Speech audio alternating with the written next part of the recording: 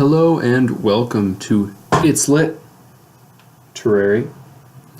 Last time I did one of these videos, it was super nice outside and I couldn't stop talking about it and how excited I was to go be in the sun. And today, boys and girls, it is snowing. So I thought it would be the perfect day to do another one of these. I wasn't going to, but it just felt right given the circumstances. Today we're going to talk about...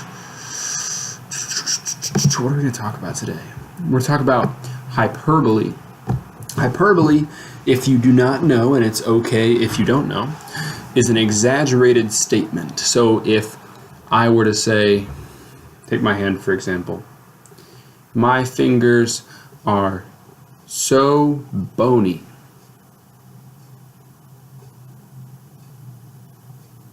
That's not a good example.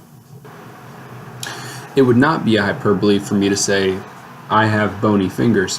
It would be hyperbole for me to say, my fingers are bonier than the feet of a chicken, because that is not true. Have you ever seen chicken feet? Have you ever eaten chicken feet? Surprisingly, not that bad. Pretty good, actually, but they are very bony, more so than my hands. Though I'm not sure which one actually has more bones, but I'm using the word bony in the sense of... I'm using it to say that they are very thin. I'm like the opposite of Mel Gibson. So hyperbole is an exaggerated statement not meant to be taken literally. So when I say that my fingers are bonier than the feet of a chicken, I know that you know that I know that I'm exaggerating. We're going to look at some examples of hyperbole in literature before we get into our super secret, super special hip-hop examples.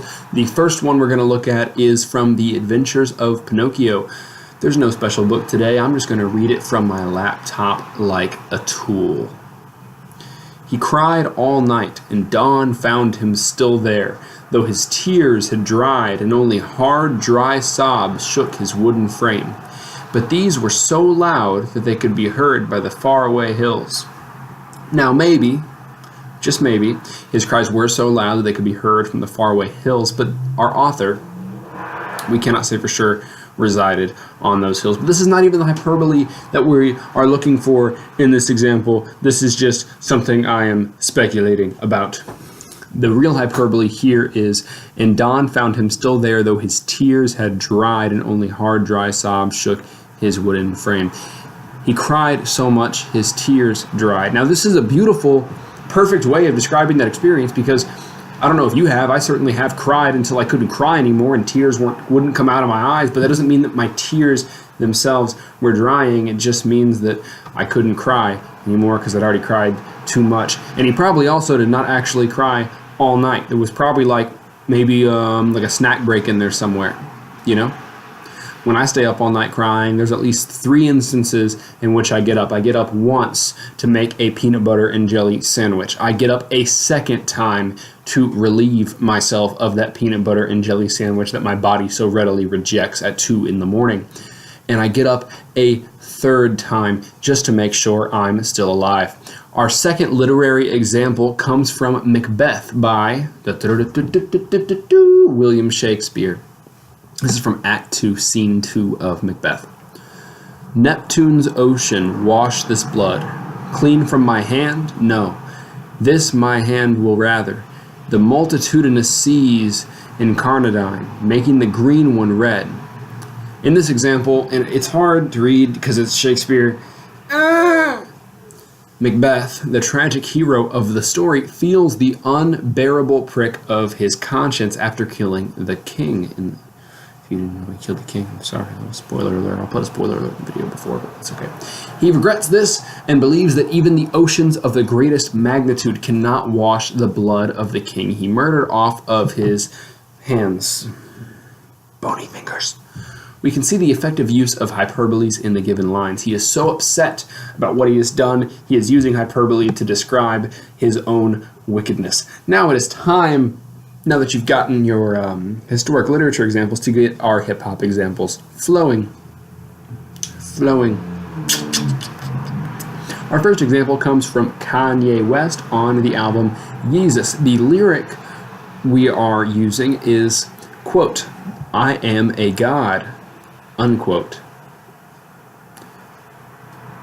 No, Kanye. Nope, not a god. That's hyperbole. Our second example is from... Wait, what song is this from? I didn't write it down. I think it's from a Sketty. It's by Lil Pump. I think it's from a Sketty. Yeah, drippin' designer, Burberry my sweater, Lil Pump pulled up, he changing the weather. And then, in parentheses, I can't do it.